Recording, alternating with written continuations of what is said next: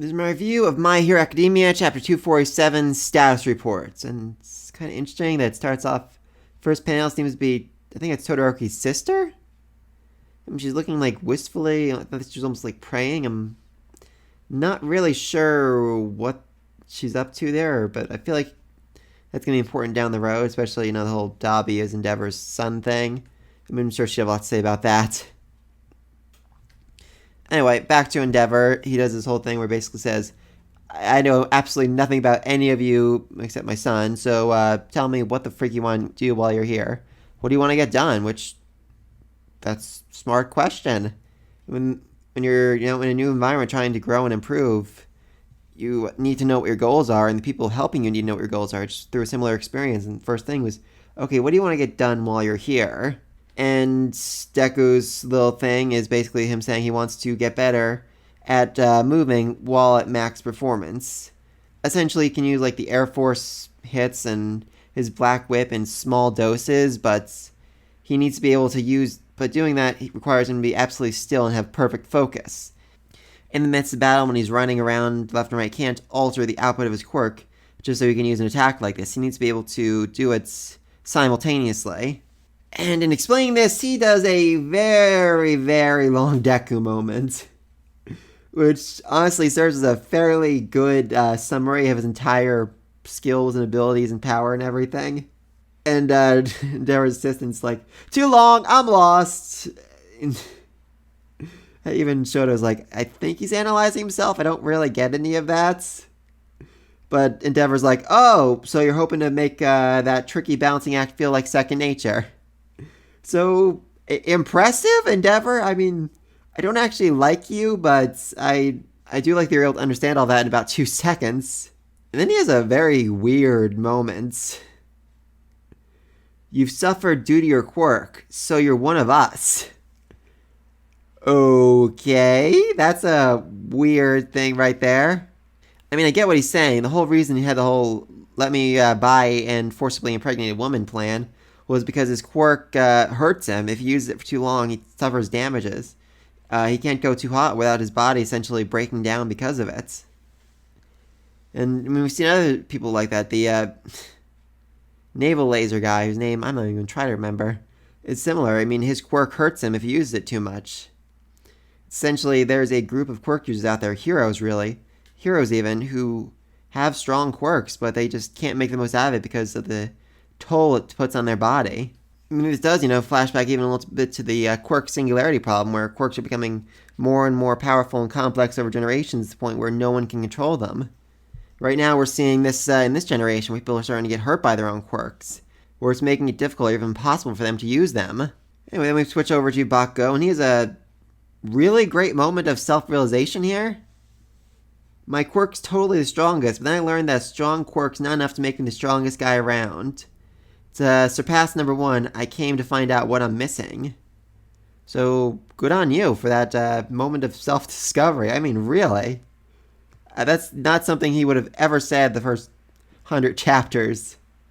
And then I move on to Todoroki, and he's a little bit different than Endeavor was expecting. I mean, Endeavor thought, you're here to master Flash Fire, obviously. But that's not the case. I got this one right here. The man I admire is the one Mom and I watched on TV back then.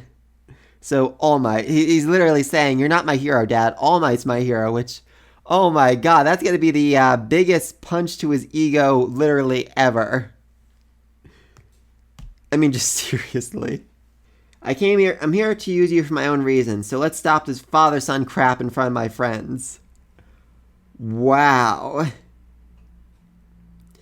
I mean, Endeavor is a little upset by this. He's like, he came here, so I thought he was, willing to put the past behind him, and his heart was open, but he's not ready to accept me. What a fool I was. I had it all wrong, and I really get where he's coming from here. I have a similar issue with my father. I mean, nowhere near as bad as any of this, but he's done a lot of crap to me in the past, and it's not like it's something I can just really put behind me. It's something I will always remember, always think of, and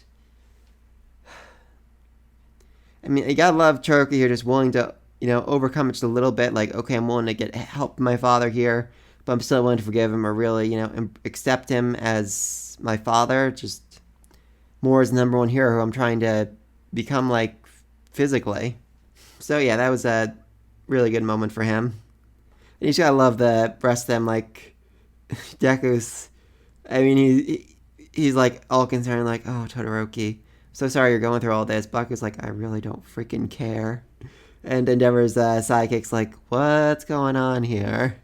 She doesn't get any of it. Seriously, at some point, I want the entire Endeavor agency just to find out all the absolute shit he's done and the fact that he's essentially a rapist and just see how they react to it, because that's going to be funny as all hell to me.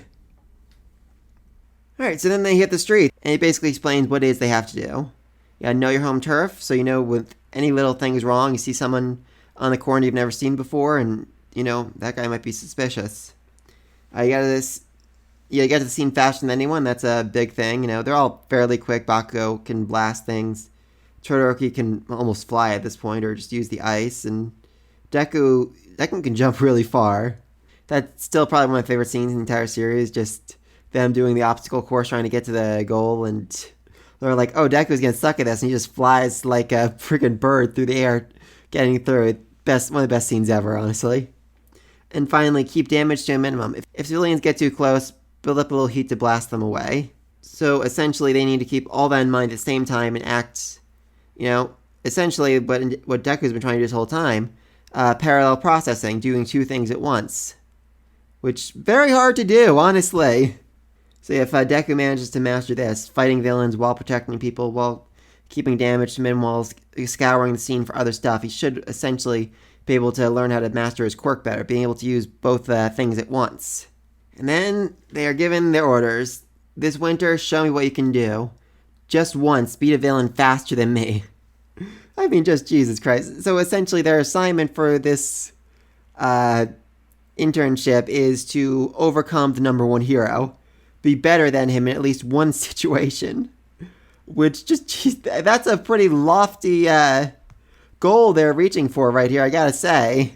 I can certainly see them reaching that, and it's gonna be interesting. I feel like this is, after last chapter, this is the build-up, this is the preparation for what comes next, the big final arc. Them having to stand up on their own when all the other heroes are indisposed or dead or whatever.